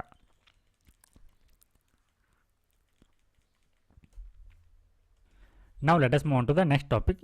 ಇಂಡಿಯಾದ reliance on China for critical minerals ಅಂತ. ಸೊ ಅಂದರೆ ಭಾರತ ತನ್ನ ಏನು ನಿರ್ಣಾಯಕ ಖನಿಜಗಳಿಗಾಗಿ ಚೀನಾದ ಮೇಲೆ ಅವಲಂಬನೆ ಆಗಿದೆ ಎನ್ನುವಂಥದ್ದು. ಎಸ್, ಸೊ ಇದು ಏನಕ್ಕೆ ನ್ಯೂಸಲ್ಲಿದೆ ಅಂತಂದರೆ the ministry of mains identified 30 critical minerals essential for India's economic development and national security, emphasizing concern about import dependency on China's dominance in the supply chain. So ಇತ್ತೀಚೆಗೆ ಈ ಒಂದು ಮಿನಿಸ್ಟ್ರಿ ಆಫ್ ಮೈನ್ಸ್ ಅವರು ಭಾರತ ತನ್ನ ರಾಷ್ಟ್ರೀಯ ಬದ್ಧತೆಗೆ ಮತ್ತು ಆರ್ಥಿಕ ಅಭಿವೃದ್ಧಿಗಾಗಿ ಈ ಒಂದು ನಿರ್ಣಾಯಕ ಅಂದರೆ 30 ನಿರ್ಣಾಯಕ ಖನಿಜಗಳು ಅಗತ್ಯವಾಗಿದೆ ಅನ್ನುವಂಥ ಅಂಶಗಳನ್ನ ಹೇಳುತ್ತೆ. ಆದರೆ ಈ 30 ನಿರ್ಣಾಯಕ ಖನಿಜಗಳಲ್ಲಿ ಬಹುಪಾಲು ನಿರ್ಣಾಯಕ ಖನಿಜಗಳಿಗಾಗಿ ಭಾರತ ಈ ಚೀನಾದ ಮೇಲೆ ಅವಲಂಬನೆ ಆಗಿರುವಂಥದ್ದು.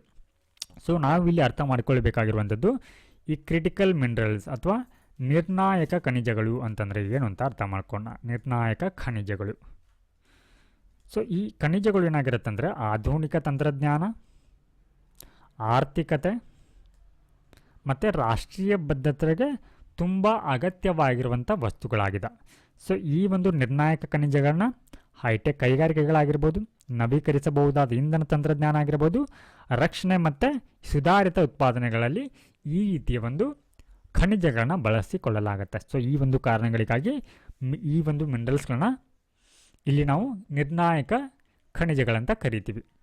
ಎಸ್, ಸೊ ಇಲ್ಲಿ ಏನು ಈ ನಿರ್ಣಾಯಕ ಖನಿಜಗಳಿದೆ, ಸೊ ಇವುಗಳ ಮೇಲೆ ಭಾರತ ಏನಾಗಿದೆ ಅಂದರೆ ಆಮದಿನ ಮೇಲೆ ಅವಲಂಬನೆ ಆಗಿದೆ. So India is completely import dependent for 10 critical minerals. So ಏನು 30 ನಿರ್ಣಾಯಕ ಖನಿಜಗಳನ್ನ ಗುರುತಿಸಿದ ಇಲ್ಲಿ ಮಿನಿಸ್ಟ್ರಿ ಆಫ್ ಮೈನ್ಸ್ ಅವರು. ಸೊ ಈ ನಿರ್ಣಾಯಕ ಖನಿಜಗಳಲ್ಲಿ 10ರಲ್ಲಿ ಸಂಪೂರ್ಣವಾಗಿ ಏನು ಮಾಡುತ್ತೆ, ಬೇರೆ ದೇಶಗಳಿಂದ ಆಮದನ ಮಾಡಿಕೊಳ್ಳುತ್ತೆ. ಸೊ ಇದರಲ್ಲಿ ಫಾರ್ 6 ಕ್ರಿಟಿಕಲ್ ಮಿನರಲ್ಸ್, ಸೊ ಇವುಗಳಲ್ಲಿ 6 ನಿರ್ಣಾಯಕ ಖನಿಜಗಳೇನಿದೆ ಆ ನಿರ್ಣಾಯಕ ಖನಿಜಗಳಲ್ಲಿ 40%ಗಿಂತ ಹೆಚ್ಚಿನ ಪ್ರಮಾಣದ ಒಂದು ನಿರ್ಣಾಯಕ ಖನಿಜಗಳನ್ನ ಚೀನಾದಿಂದನೇ ಆಮದು ಮಾಡಿಕೊಳ್ಳುತ್ತೆ. ಸೊ ಅದರಲ್ಲಿ ಬಿಸ್ಮತ್ ಆಗಿರ್ಬೋದು, ಲಿಥಿಯಂ, ಸಿಲಿಕಾನ್, ಟೈಟಾನಿಯಂ, ಟೆಲ್ಲೂರಿಯಂ, ಗ್ರಾಫೈಟ್ ಇವೆಲ್ಲವನ್ನು ಕೂಡ ಚೀನಾದಿಂದ ಆಮದು ಮಾಡಿಕೊಳ್ಳುತ್ತೆ. ಸೊ ಈ ನಿರ್ಣಾಯಕ ಖನಿಜಗಳಲ್ಲಿ ಚೀನಾದ ಪ್ರಾಬಲ್ಯ ಯಾವ ರೀತಿ ಇದೆ ಜಾಗತಿಕವಾಗಿ ಅನ್ನೋಂಥದ್ದು ನೋಡೋಣ.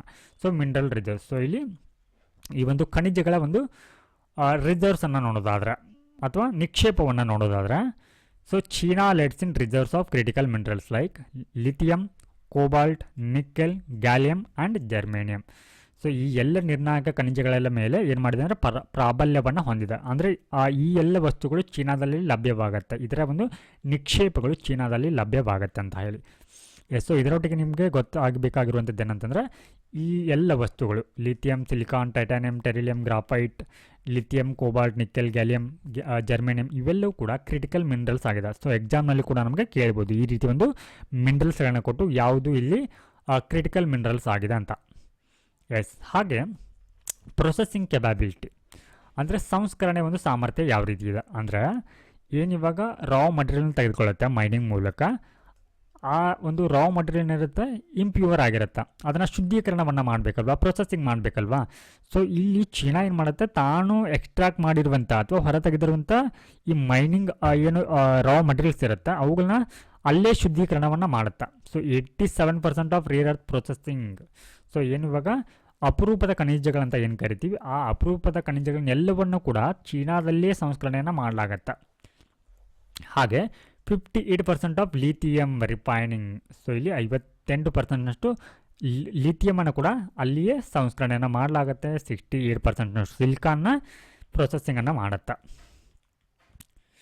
ಹಾಗೆ ಇದರೊಟ್ಟಿಗೆ ಚೀನಾ ಕೂಡ ಏನು ಮಾಡ್ತಾ ಇದ್ದಾರೆ, ಎಕ್ಸ್ಪೋರ್ಟನ್ನು ಕೂಡ ಕಂಟ್ರೋಲನ್ನು ಮಾಡ್ತಾ ಇದೆ. ಬೇರೆ ಬೇರೆ ದೇಶಗಳಿಗೆ ಈ ರೀತಿ ಸಂಸ್ಕರಣೆಯನ್ನು ಮಾಡಿರುವಂಥ ಸರಕುಗಳ ಅಥವಾ ಈ ಒಂದು ನಿರ್ಣಾಯಕ ಖನಿಜಗಳನ್ನ ಅಲ್ಲಿ ಕಳಿಸ್ತಾ ಇದೆ. ಸೊ ಇಲ್ಲಿ ಭಾರತಕ್ಕೆ ಯಾಕೆ ಇದು ಚಾಲೆಂಜಿಂಗ್ ಆಗಿದೆ, ಯಾಕೆ ಇದು ಆಮದಿನ ಮೇಲೆ ಡಿಪೆಂಡೆಂಟ್ ಆಗಿದೆ ಅನ್ನುವಂಥದ್ದನ್ನು ನೋಡೋಣ. ಸ್ಟ್ರಕ್ಚರಲ್ ಇಶ್ಯೂಸ್, ರಚನಾತ್ಮಕ ಸವಾಲುಗಳು ಯಾವ ರೀತಿ ಇದೆ ಅಂತಂದ್ರೆ, ಸೊ ಏನು ಈ ಒಂದು ನಿರ್ಣಾಯಕ ಖನಿಜಗಳ ಒಂದು ಎಕ್ಸ್ಟ್ರಾಕ್ಷನಲ್ಲಿ ಅಥವಾ ಮೈನಿಂಗ್ನಲ್ಲಿ ಪ್ರೈವೇಟ್ ಸೆಕ್ಟರ್ ಪಾರ್ಟಿಸಿಪೇಷನ್ ಅನ್ನೋದು ಲಿಮಿಟೆಡ್ ಇದೆ due to lack of incentive and policy support. So ಹಲವಾರು ನೀತಿಗಳ ಬೆಂಬಲ ಮತ್ತು ಈ ಪ್ರೋತ್ಸಾಹದ ಕೊರತೆಯಿಂದಾಗಿ ಪ್ರೈವೇಟ್ ಸೆಕ್ಟರ್ ಪಾರ್ಟಿಸಿಪೇಷನ್ ಏನಾಗಿದೆ ಅಂತಂದರೆ ಈ ಒಂದು ಕ್ರಿಟಿಕಲ್ ಮಿನರಲ್ ಸೆಕ್ಟರ್ನಲ್ಲಿ ತುಂಬಾ ಕಡಿಮೆ ಆಗಿದೆ. ಹಾಗೆ ಇದಕ್ಕೆ ಬೇಕಾಗಿರುವಂಥ ಅಡ್ವಾನ್ಸ್ ಪ್ರೊಸೆಸಿಂಗ್ ಟೆಕ್ನಾಲಜಿ ಕೂಡ ಏನಿದೆ ಅಂದರೆ ಭಾರತದಲ್ಲಿ ತುಂಬಾ ಕಡಿಮೆ ಇದೆ. ಹಾಗೆ ಈ ಏನು ಈ ಕ್ರಿಟಿಕಲ್ ಮಿನರಲ್ಸ್ಗಳನ್ನ ಎಕ್ಸ್ಟ್ರಾಕ್ಟ್ ಮಾಡುವಲ್ಲಿ ಬೇಕಾಗಿರುವಂಥ ತಂತ್ರಜ್ಞಾನದ ಅಂತರವು ಕೂಡ ಏನಾಗಿದೆ ಅಂದರೆ ತುಂಬಾ ಕಡಿಮೆ ಇರುವಂಥ ಕಾರಣಕ್ಕಾಗಿ ಏನಾಗಿದೆ, ಸೊ ಭಾರತ ಈ ಕ್ರಿಟಿಕಲ್ ಮಿನರಲ್ಸ್ಗಳನ್ನ ಹೆಚ್ಚಾಗಿ ಬೇರೆ ದೇಶಗಳಿಂದ ಆಮದನ ಮಾಡಿಕೊಳ್ತಾ ಇದೆ. ನಾವು let us move on to the next topic, how to tax popcorn, India's formula sparks outrage against GST system. So ಇಲ್ಲಿ ಈ ಪಾಪ್ಕಾರ್ನ್ ಮೇಲೆ ಏನು ಮಾಡ್ತಾ ಇದ್ದಾರೆ ಅಂದರೆ GSTನ ವಿಧಿಸ್ತಾ ಇದ್ದಾರೆ. ಸೊ ಈ GST ಅನ್ನುವಂಥದ್ದು ಏನಾಗಿದೆ ಅಂತಂದರೆ ಇವಾಗ ಒಂದಿಷ್ಟು ವಿರೋಧಕ್ಕೆ ಕಾರಣವಾಗಿದೆ. ಎಸ್, ಸೊ ಇಲ್ಲಿ ಅಂತಾರೆ India GST council introduce differential GST rates on popcorn. So ಇಲ್ಲಿ ಪಾಪ್ಕಾರ್ನಲ್ಲಿ ಹಲವಾರು ಒಂದು ಪಾಪ್ಕಾರ್ನ್ ಮೇಲೆ ಏನು ಮಾಡಿದ್ದಾರೆ ಅಂತಂದರೆ ಬೇರೆ ಬೇರೆ ರೀತಿಯ ಒಂದು GSTಯನ್ನು ಹಾಕ್ತಾ ಇದ್ದಾರೆ. So this move highlights the complexity of the GST system. ಅಂದರೆ ಒಂದೇ ಉತ್ಪನ್ನದ ಮೇಲೆ ಬೇರೆ ಬೇರೆ ರೀತಿಯ GST ಟ್ಯಾಕ್ಸ್ ಅನ್ನುವಂಥದ್ದು ಏನಾಗಿದೆ ಅಂದರೆ, ಸೊ ಈ GSTಯನ್ನು ಎದಕ್ಕೆ ತಂದಿರ್ತಾರೆ ಅಂದರೆ ಈ ಸಿಂಪ್ಲಿಫೈಡ್ ಟ್ಯಾಕ್ಸೇಷನ್ ಸರಳೀಕರಣವನ್ನು ಗೊಳಿಸಲಿಕ್ಕೆ. ಆದರೆ ಇಲ್ಲಿ ಆಗ್ತಾ ಇರುವಂಥದ್ದು ಏನಾಗ್ತಾ ಇದೆ ಅಂತಂದರೆ ಅದು ಕಾಂಪ್ಲೆಕ್ಸ್ ಆಗ್ತಾ ಇದೆ. ಸೊ ಇಲ್ಲಿ ಈ ಪಾಪ್ಕಾರ್ನ್ ಮೇಲೆ ಯಾವ ರೀತಿಯ ಒಂದು GSTನ ವಿಧಿಸಲಾಗುತ್ತೆ ಅನ್ನೋಂಥದ್ದು ನೋಡೋಣ. ಸೊ ಇಲ್ಲಿ ನಾನ್ ಬ್ರ್ಯಾಂಡೆಡ್ ಪಾಪ್ಕಾರ್ನ್ ಇದ್ದರೆ ಅದರ ಮೇಲೆ ಅಂದರೆ ಸಾಲ್ಟ್ ಪ್ಲಸ್ ಸ್ಪೈಸಸ್ ಇದ್ದರೆ ಅದರ ಮೇಲೆ 5% GST ಇರುತ್ತೆ. ಹಾಗೆ pre packaged and branded popcorn ಇದ್ದರೆ 12% GST. ಹಾಗೆ ಕ್ಯಾರಮೆಲ್ ಪಾಪ್ಕಾರ್ನ್ ಇದ್ದರೆ ಅಂದರೆ ಕ್ಲಾಸಿಫೈಡ್ ಆ್ಯಸ್ ಶುಗರ್ ಕಾನ್ಫೆಕ್ಷನರಿ ಇದ್ದರೆ ಅದಕ್ಕೆ 80% GSTನ ವಿಧಿಸಲಾಗತ್ತೆ. ನಾವು let us move to the next topic, automated and intelligent machine aided construction ಅನ್ನುವಂಥದ್ದು. ಸೊ ಇದು ಪ್ರಿಲಿಮ್ಸ್ ಪರ್ಸ್ಪೆಕ್ಟಿವ್ನಲ್ಲಿ ಇಂಪಾರ್ಟೆಂಟ್ ಆಗುತ್ತಾ. ಸೊ ಏನಿದು ಅನ್ನುವಂಥದ್ದು ನೋಡೋಣ. AIMC. ಸೊ ಈ ಒಂದು ಇನಿಷಿಯೇಟಿವ್ನ ಯಾರು ಜಾರಿಗೆ ತಂದಿದ್ದಾರೆ ಅಂತಂದರೆ implemented by the ministry of road transport and highway for efficient national highway construction. ಯಾವ ಒಂದು ಉದ್ದೇಶಕ್ಕಾಗಿ ರಾಷ್ಟ್ರೀಯ ಹೆದ್ದಾರಿಗಳ ಒಂದು ರಚನೆ ಇವುಗಳನ್ನು ಎಫಿಷಿಯೆಂಟಾಗಿ ತರಲಿಕ್ಕೆ ಏನು ಮಾಡಿದ್ದಾರೆ, ಈ ಒಂದು ಇನಿಷಿಯೇಟಿವ್ನ ಜಾರಿಗೆ ತಂದಿದ್ದಾರೆ. So it integrates intelligent machine. So ಇದೇನೆಲ್ಲ ಇಂಟಿಗ್ರೇಟ್ ಮಾಡುತ್ತಂದರೆ ಇಂಟೆಲಿಜೆಂಟ್ ಮಷಿನ್ಗಳನ್ನ ಹಾಗೆ ರಿಯಲ್ ಟೈಮ್ ಡೇಟಾಗಳನ್ನ ಶೇರ್ ಮಾಡಿಕೊಳ್ಳುತ್ತೆ to expedite construction and enhance road quality. ಈ ಒಂದು ರಸ್ತೆಗಳ ಒಂದು ಗುಣಮಟ್ಟವನ್ನು ಹೆಚ್ಚಿಸುವಂಥ ಕೆಲಸವನ್ನು ಇದು ಮಾಡುತ್ತೆ. ಸೊ ಇದರ ಉದ್ದೇಶ ಏನು ಅಂತಂದರೆ to increase productivity, ensure durable and long lasting roads and reduce dependency on traditional survey post construction. So ಏನು ಇವಾಗ ರಸ್ತೆಗಳನ್ನ ನಿರ್ಮಾಣ ಮಾಡಿದಂಥ ಅವುಗಳನ್ನ ಪರಿಶೀಲನೆ ಮಾಡಲಾಗತ್ತೆ, ಕಾಮಗಾರಿ ಯಾವ ರೀತಿ ಆಗಿದೆ ಅನ್ನೋಂಥದ್ದನ್ನು. ಆದರೆ ಇಲ್ಲೇನು ಮಾಡುತ್ತೆ, ಈ ಒಂದು ಹೊಸ ಒಂದು ಇಂಟೆಲಿಜೆನ್ಸ್ ಏನು ಬಂದಿದೆ ಅಥವಾ ಈ ಒಂದು ವ್ಯವಸ್ಥೆ ಏನಿದೆ ಇವುಗಳೇನು ಮಾಡುತ್ತೆ ಅಂದರೆ ಅದರ ಒಂದು ಉತ್ಪಾದಕತೆಯನ್ನು ಹೆಚ್ಚಿಸುತ್ತೆ. ಅವುಗಳನ್ನ ರಸ್ತೆಗಳು ದೀರ್ಘಾವಧಿ ಕಾಲ ಬಾಳಿಕೆ ಬರಲಿಕ್ಕೆ ಏನು ಮಾಡುತ್ತೆ, ಸಹಾಯವನ್ನು ಮಾಡುತ್ತೆ. ಸೊ ಇದರಲ್ಲಿ ಹಲವಾರು ತಂತ್ರಜ್ಞಾನಗಳನ್ನು ಕೂಡ ಅಳವಡಿಸಿಕೊಳ್ತಾರೆ. ಹಾಗೆ to tackle challenges such as outdated technology, uncoordinated data and poor contractor performance that lead to project delay. Now let us move to the next topic, Dinga disease ಅನ್ನುವಂಥದ್ದು. ಎಸ್, ಸೊ ಇದು ಏನಕ್ಕೆ ನ್ಯೂಸಲ್ಲಿ ಇದೆ ಅಂತಂದರೆ recently Dinga virus has spread in the African country Uganda. So ಈ African country ಆಗಿರುವಂಥ ಉಗಾಂಡದಲ್ಲಿ ಏನಾಗಿದೆ ಅಂದರೆ ಇತ್ತೀಚೆಗೆ ಈ ಡಿಂಗಾ ಅನ್ನುವಂಥ ವೈರಸ್ ಏನಾಗಿದೆ, ಸ್ಪ್ರೆಡ್ ಆಗಿದೆ, ಪ್ರಸಾರ ಆಗಿದೆ. ಸೊ ನಾವಿವಾಗ ಈ ಉಗಾಂಡ ಬಗ್ಗೆ ತಿಳ್ಕೊಳ್ಬೇಕು. ಸೊ ಈ ಉಗಾಂಡನ ಬಾರ್ಡರಿಂಗ್ ಕಂಟ್ರಿಗಳು ಯಾವೆಲ್ಲ ಬರುತ್ತೆ ಅನ್ನುವಂಥದ್ದು. ಸೊ ಇದರ ಪ್ಲೇಸಸ್ಗಳು ಯಾವುದೆಲ್ಲ ಬರುತ್ತೆ. ಸೊ ಇಲ್ಲಿ ತಾಂಜಾನಿಯಾ, ರವಾಂಡ ಆಗಿರ್ಬೋದು, ಹಾಗೆ ಲೇಕ್ ವಿಕ್ಟೋರಿಯಾ, ಕೀನಿಯಾ, ಸುಡಾನ್, ಹಾಗೆ ಡೆಮೊಕ್ರೆಟಿಕ್ ರಿಪಬ್ಲಿಕ್ ಆಫ್ ಕಾಂಗೋ ಕೂಡ ಬರುತ್ತೆ. ಎಸ್, ಸೊ ಇದರ ಒಂದು more than 300 people have been infected by it. So ಈ ಒಂದು ವೈರಸ್ನಿಂದ ಎಷ್ಟು ಜನ ಇಲ್ಲಿ ಇನ್ಫೆಕ್ಟ್ ಆಗಿದ್ದಾರೆ ಅಂದರೆ 300 ಜನ ಈ ಒಂದು ಉಗಾಂಡದಲ್ಲಿ ಇನ್ಫೆಕ್ಟ್ ಆಗಿದ್ದಾರೆ. Most of them are woman and girls. So ಇದರಲ್ಲಿ ಹೆಚ್ಚಿನ ಒಂದು ಸೋಂಕಿತರು ಯಾರಿದ್ದಾರೆ, ಮಹಿಳೆಯರು ಮತ್ತು ಹುಡುಗಿಯರು ಆಗಿದ್ದಾರೆ. ಸೊ it's maximum effect has been seen in the Bugyo district of Uganda. So ಉಗಾಂಡದ ಈ ಒಂದು ಜಿಲ್ಲೆಗಳಲ್ಲಿ ಹೆಚ್ಚಿನ ಒಂದು ಇಲ್ಲಿ ಇನ್ಫೆಕ್ಟೆಡ್ ಪರ್ಸನ್ ಅವರು ಕಂಡು ಬಂದಿದ್ದಾರೆ. So 100 of people in Uganda, mostly women and young girls, are experiencing controlling shaking due to the unexplained disease known as the dinga dinga. Severe tremors of high fever, chills are among the symptoms. So ಈ ಒಂದು ಕಾಯಿಲೆ ಬಂದಿರೋದ್ರಲ್ಲಿ ಯಾವೆಲ್ಲ ರೀತಿ ಒಂದು ಸಿಂಪ್ಟಮ್ಸ್ಗಳು ಅಥವಾ ರೋಗದ ಲಕ್ಷಣಗಳು ಕಾಣುತ್ತೆ ಅನ್ನೋಂಥದ್ದು ನೋಡೋಣ. ಸೊ ಮೊದಲನೇದಾಗಿ ನಾವು ಈ ಡಿಂಗಾ ಡಿಸೀಸ್ ಬಗ್ಗೆ ತಿಳ್ಕೊಳ್ಳೋಣ. ಸೊ ಈ ಡಿಂಗಾ ಡಿಸೀಸ್ ಅನ್ನುವಂಥದ್ದು ಡಿಂಗಾ ಅನ್ನುವಂಥ ವೈರಸ್ನಿಂದ ಸ್ಪ್ರೆಡ್ ಆಗುತ್ತೆ. The name Dinga translated. So ಇದರ ಅರ್ಥ ಏನಂತಂದ್ರೆ ಶೇಕಿಂಗ್ ಲೈಕ್ ಡ್ಯಾನ್ಸ್, ಅಂದರೆ ಒಂದು ರೀತಿ ಡ್ಯಾನ್ಸ್ ಬಂದಾಗ ಯಾವ ರೀತಿ ನಾವು ಶೇಕ್ ಆಗ್ತೀವಿ ಅದಕ್ಕೆ ಏನಂತ ಕರಿತೀವಿ, ಇಲ್ಲಿ ಡಿಂಗಾ ಅಂತ ಕರೀತಾರೆ. ಸೊ ಇಲ್ಲಿ describing the uncontrollable body moments observed in the patient. So ಈ ವೈರಸ್ ಸ್ಪ್ರೆಡ್ ಆಗಿರೋರಲ್ಲಿ ಏನಾಗುತ್ತೆ ಅಂದರೆ ಅವರ ಬಾಡಿ ಮೂಮೆಂಟ್ನಲ್ಲಿ ಅವ್ರಿಗೆ ಕಂಟ್ರೋಲೇ ಇರೋದಿಲ್ಲ. ಅವರು ವೇಗವಾಗಿ ಏನು ಮಾಡ್ತಿರ್ತಾರೆ ಅಂದರೆ ನೃತ್ಯವನ್ನು ಮಾಡ್ತಿರ್ತಾರೆ. So it primarily affect. So ಇದು ಪ್ರಾಥಮಿಕವಾಗಿ ಮಹಿಳೆ ಮತ್ತು ಹುಡುಗಿಯರಲ್ಲಿ ಸ್ಪ್ರೆಡ್ ಆಗುತ್ತೆ. So no fatality recorded so far. So ಈ ಒಂದು ಏನೋ ಕಾಯಿಲೆ ಬಂದವರಲ್ಲಿ ಯಾವುದೇ ರೀತಿ ಒಂದು ಸಾವುಗಳಾಗಿಲ್ಲ ಇಲ್ಲಿವರೆಗೆ. ಹಾಗೆ the illness highlighted the need for vigilance in identifying and managing emergency disease.